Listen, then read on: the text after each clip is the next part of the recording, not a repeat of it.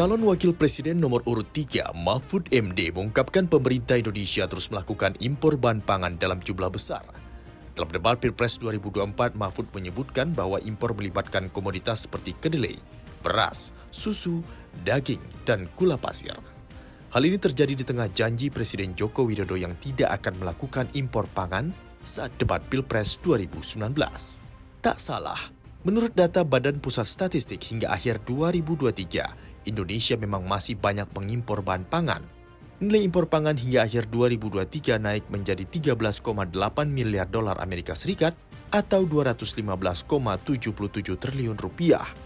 Nilai tersebut meningkat 5,3% dibandingkan 2022 sebesar 13,11 miliar dolar Amerika Serikat.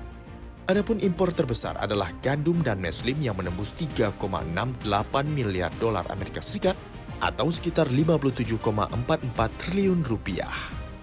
Menanggapi hal ini, Kementerian Pertanian menyebut kemandirian pangan di Indonesia bisa tercapai asalkan faktor-faktor utama yang mempengaruhi tersedia.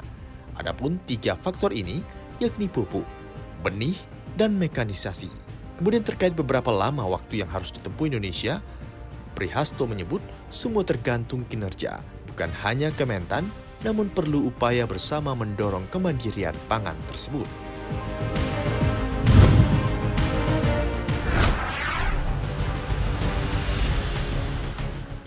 Bank Indonesia melaporkan pertumbuhan dana pihak ketiga atau DPK sebesar 3,8% atau 8.234,2 triliun rupiah selama tahun 2023. Meskipun angka ini lebih tinggi dari pertumbuhan bulan November, namun pertumbuhan DPK secara bulanan hanya naik tipis 0,76%.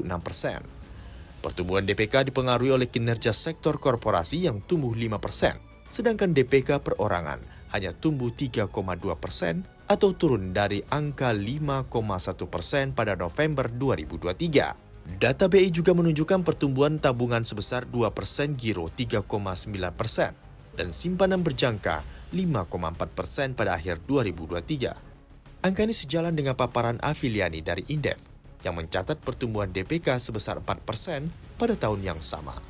Afiliani menyoroti pergeseran pola menabung telah terjadi di masyarakat, khususnya kaum milenial yang cenderung berinvestasi dalam instrumen saham dan obligasi. Hal ini dikatakan sebagai penyebab pertumbuhan DPK yang rendah. Gubernur BI Peri Warjio juga menanggapi kritik terhadap pertumbuhan DPK dengan menekankan bahwa DPK tidak sepenuhnya mencerminkan kemampuan pembiayaan bank. Ia mengingatkan bahwa ada komponen lain seperti kredit, surat-surat berharga, dan nirkes yang juga berperan dalam menggambarkan pembiayaan dari sektor perbankan.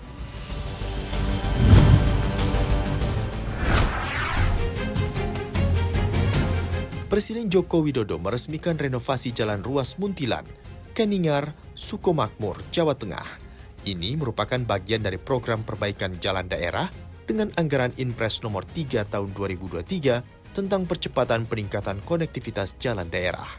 Dalam sambutannya, Jokowi mengungkapkan pada tahun 2023, pemerintah pusat telah mengalokasikan anggaran sebesar 14,6 triliun rupiah untuk memperbaiki jalan daerah di seluruh Indonesia.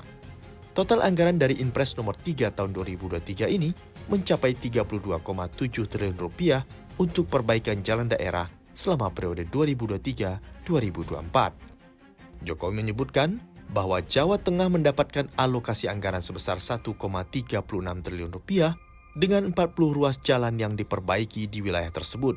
Salah satu contoh proyek adalah pembangunan 4 ruas jalan sepanjang 18,2 km di Kabupaten Magelang dengan biaya 31,9 miliar rupiah. Ruas Muntilan Keningar Sukomakmur yang diresmikan oleh Jokowi merupakan rute evakuasi Gunung Merapi. Jalan ini mendapatkan perhatian khusus dengan menggunakan rigid beton sebagai material konstruksi untuk meningkatkan daya tahan, terutama karena melalui lalu lintas truk-truk besar yang sering membawa pasir. Presiden berharap pemilihan rigid beton akan memberikan ketahanan dan keawetan yang lebih baik untuk jalan tersebut.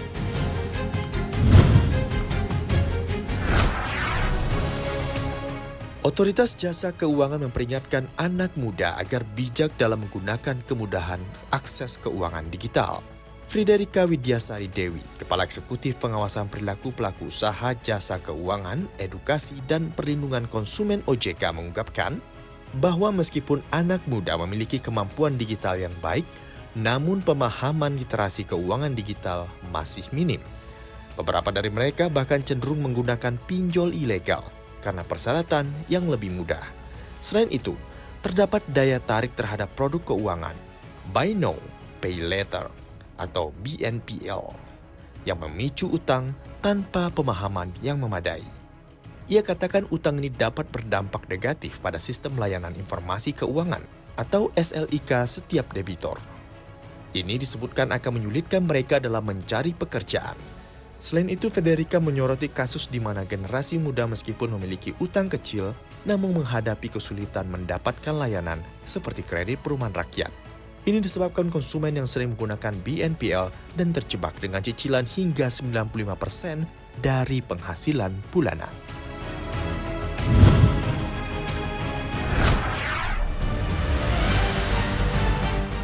Amazon melalui layanan logistiknya By with Prime mengumumkan pemutusan hubungan kerja. PHK akan mempengaruhi sekitar 5% atau 30 karyawan di unit tersebut. Keputusan ini diambil setelah peninjauan struktur tim untuk menyesuaikan dengan kebutuhan bisnis. By with Prime yang diluncurkan pada tahun 2022 menyediakan pemenuhan dan pengiriman barang melalui jaringan logistik Amazon. Para karyawan yang terdampak akan menerima gaji dan tunjangan selama 60 hari, serta bantuan Amazon untuk mencari posisi baru.